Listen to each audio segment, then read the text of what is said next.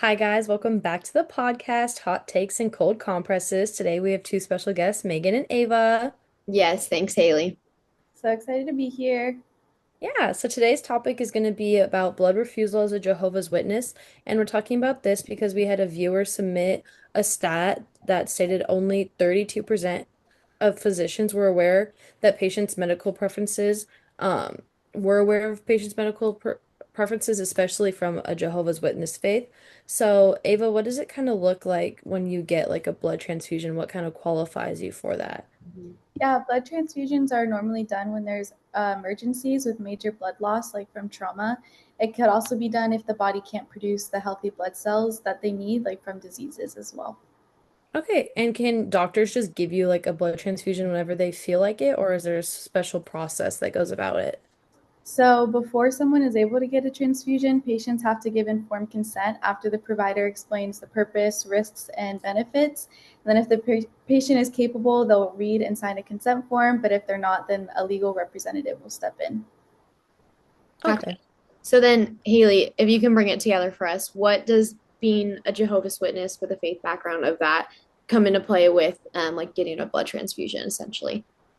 Yeah, so Jehovah's Witnesses, they're a type of Christian that view blood as sacred, so it's something that shouldn't be tampered with, altered, or even shared or given.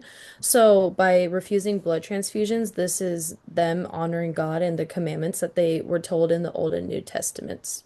Gotcha. Gotcha. So then the reason we talk about this and bring it all together is how does this become an ethical issue? So this ethical issue arises between the ideas of autonomy, beneficence, and then also negligence. Negligence and beneficence specifically come into play more towards the healthcare provider and autonomy more towards the patient. But in general, the battle of informed consent can happen when a patient is no longer able to make decisions for themselves. An example of this could be like a life-threatening emergency that happens, which then puts that doctor or healthcare provider in a place where they have to make an ethical decision. Should they act to try and save the life, or should they try and uphold that patient's maybe prior, like understood ethical or like religious background? So that could come with both ethical and moral consequences from both sides, depending on how they decide. Yeah, definitely. So now that we kind of know what it is to be like a Jehovah's Witness and it blood transfusion, I think we should talk about the pros and the cons that this has.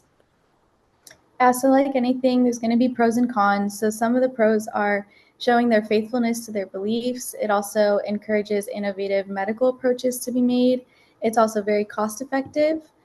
Some of the cons is that it could be cause life-threatening complications when not treated. It could cause guilt or pressure within the patient, and there could also be legal complications as well. Sweet. Yeah. So then to bring it all together for us, the three of us agree that a patient of a Jehovah's Witness background has the right to refuse and or be treated with blood transfusions if the known personal medical opinion of that patient has been established and known to that healthcare provider team. So some of our three stances just include that the person, each patient and each human has the right to freedom of religion, and because of that, they have the right to make decisions based off of their religion. So in this case, would be refusing blood as a Jehovah's Witness. Yeah, so we believe that every patient has autonomy, so they can decline therapy based on cultural, spiritual, personal views. And as nursing students, it's our job to respect these decisions and not try and force anything on them, even though we may not agree. So just allowing these patients to have their own autonomy is really important. Yeah.